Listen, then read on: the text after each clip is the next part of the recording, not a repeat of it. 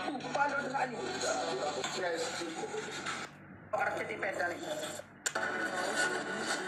Pria asal Vietnam dan teman-temannya ini adalah kelompok pemburu ular profesional di sana. Mereka sering menjelajah hutan, semak belukar, dan bebatuan untuk mendapatkan ular. Dan suatu hari saat sedang melaksanakan aktivitasnya seperti biasa, tiba-tiba seorang temannya berteriak minta tolong. Setelah dicek, ternyata temannya ini sedang kesakitan sambil memegang matanya. Lalu temannya yang paling senior ini langsung berkata, "Jangan digosok, nanti matamu bisa tambah parah."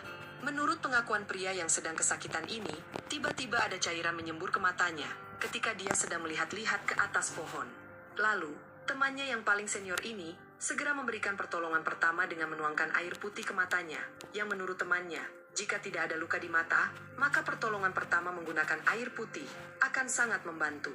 Setelah dicek, ternyata di atas ranting ada seekor ular yang cukup besar, dan sepertinya seekor kobra.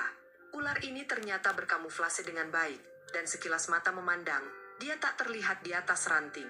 Dan suatu ketika, mereka kembali melancarkan aksinya, dan kali ini, mereka akan melakukan pencarian di sebuah semak belukar.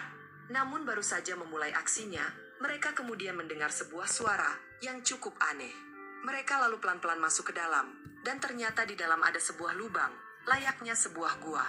Lalu saat mendekatinya, pria yang paling depan langsung kabur, sambil berkata, "Jangan mendekat, ada sebuah apa itu?" Lalu, gantian senior mereka yang turun, untuk melihat makhluk apa sebenarnya yang ada di dalam lubang. Dan ternyata, dia ketakutan juga ketika makhluk itu bergerak. Bahkan, makhluk itu sempat mengejarnya.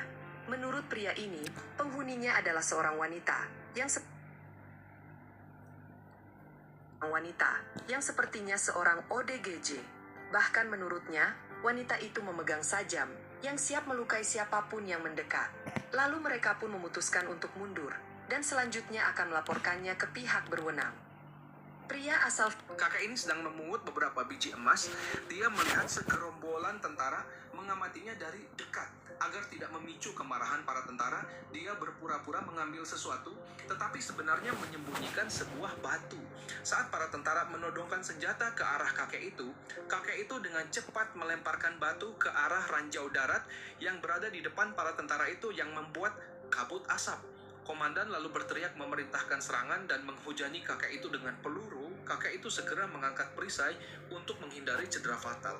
Asap tebal dari ledakan membuat komandan mengira kakek itu sudah tewas.